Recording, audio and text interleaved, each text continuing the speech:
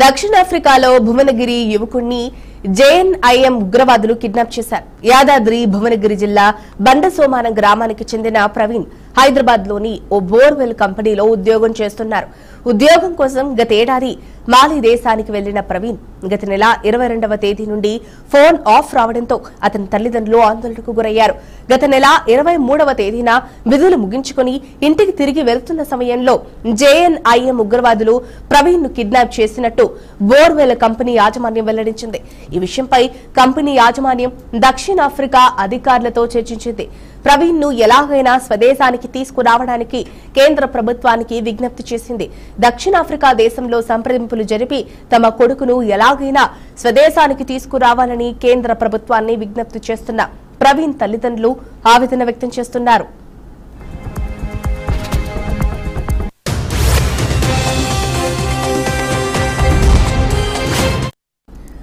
ఇక దీనికి సంబంధించిన మరింత సమాచారాన్ని మా అవుట్పుట్ ఎడిటర్ వెంకట్ అందిస్తారు.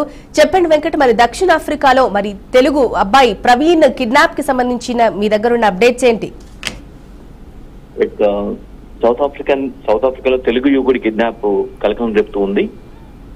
జనరల్ ఏంటంటే అది డ్రాట్ హిట్ అంటే జల కరువు ప్రాంతంగా మనం దక్షిణాఫ్రికాని వెనుకబడిన దేశంగా చూస్తూ ఉంటాం. అక్కడ ఉగ్రవాదుల సంచారంతో పాటుగా దోపిడీలు ఇవన్నీ జరుగుతూ ఉంటాయి. సో ఇటువంటి నేపథ్యంలో అతను తెలంగాణ యువకుడు ఎవరైతే ఉన్నారో యాదాద్రి భువనగిరి జిల్లా బొండ సోమారం గ్రామానికి చెందినటువంటి ప్రవీణ్ అనే యువకుడిని లాస్ట్ మంత్ 23వ తేదీన కిడ్నాప్ చేసినట్టుగా తెలుస్తుంది. 23వ తేదీన అతను నిజానికి అక్కడ బోర్వెల్ కంపెనీలో ఉద్యోగం చేసేందుకు వెళ్ళడం జరిగింది.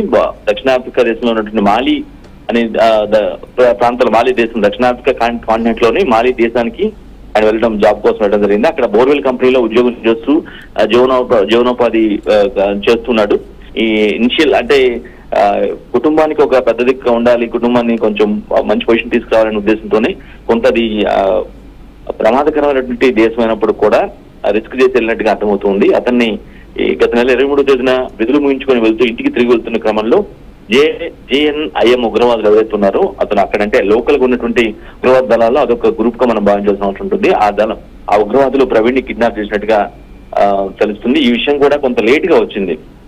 కొంత లేట్ గా అంటే విషయం తెలపడం, ఇది కిడ్నాప్ ఘటన దాని గురించి బయటికి రావడం అంతా కూడా కొంత జాప్యం జరిగినట్టుగా స్పష్టంగా అర్థమవుతుంది. బోర్వెల్ కంపెనీ యాజమాన్యం లేట్ గా వీరికి బాధిత కుటుంబానికి ప్రవీణ్ కుటుంబానికి ఇన్ఫర్మేషన్ ఇవ్వడం కూడా చాలా ఆలస్యంగా ఇచ్చినట్టుగా తెలుస్తుంది. దీనికి వన్స్ తెలిసిన తర్వాత వీళ్ళు ఇక బాధితులు కూడా ఎవరైతే ఉన్నారో ప్రవీణ్ కుటుంబ సభ్యులు కావచ్చు, వాళ్ళ బంధువులు ప్రభుత్వాన్ని రిక్వెస్ట్ చేసిన పరిస్థితి కనిపిస్తుంది.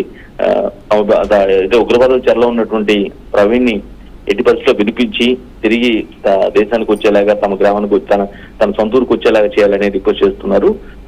అంటే ఆలస్యంగా తెలియటం వల్ల కొంత వాళ్ళు షాక్ గురైన పరిస్థితి కనిపిస్తుంది. అతను 23వ తారీఖు జరిగింది. ఆల్మోస్ట్ ఈ రోజు మనం 6th డేట్ కి వచ్చేస్తామంటే ఆల్మోస్ట్ అక్కడి నుంచి 10-12 రోజుల తర్వాత విషయం అర్థం చేసుకోవచ్చు ఏ స్థాయిలో అది అలా అంటే ఆ కిడ్నాప్ అయిన విషయం కూడా లేట్ గా బయటకు రావచ్చున్నది అర్థం అవుతుంది. బోర్వెల్ కంపెనీ కూడా ఎక్కడైతే జాబ్ కోసం వెళ్ళాడో ఎవరి దగ్గర అయితే పనిచేస్తున్నాడో ఆ యాజమాన్యం కూడా అంతగా క్వాలిటీగా స్పందించలేదని అనుమానాలు కూడా కలుగుతున్నాయి. సో జరిగిన విషయం తెలిసినప్పటి నుంచి ప్రభుత్వం కాదు లేదంటే అధికారుల చుట్టూ తిరుగుతున్న పరిస్థితి, అధికారుల చుట్టూ ప్రవీణ్ బంధువులు కానీ కుటుంబాలు తిరుగుతున్నారు. ఉగ్రవాదుల చర్య నుంచి ఎట్టి బదులు విడిపించాలి. జనరల్ గా ఏంటంటే ర్యాన్సమ్ కోసమే అటువంటి ఉగ్రవాదులు చేస్తూ ఉంటారు. అక్కడ కొంత డబ్బు దోపిడీ కోసం ఇలాంటి కిడ్నాప్ చేసి డబ్బులు వసూలు చేయటం అటువంటి ఆ ఏరియాలో ఎక్కువగా అవి జరుగుతూ ఉంటాయి. సో ఆ ప్రాస్పెక్ట్ లోనే ఇండియన్ గా ఆబ్వియస్ గా చూడగానే గుర్తిస్తారు, ఇతను ఖచ్చితంగా ఇండియన్ అని గుర్తించే ఉంటారు ఉగ్రవాదులు కూడా. లేదంటే పూర్తిగా తెలుసుకునే కిడ్నాప్ చేసి కూడా ఉండొచ్చు. సో వాళ్ళు ఎక్స్పెక్ట్ చేసింది మనీనా ఇంకా మాక్సిమం మనీ గురించే చేశారనేది ఒక పాయింట్ అంతా ఉంది.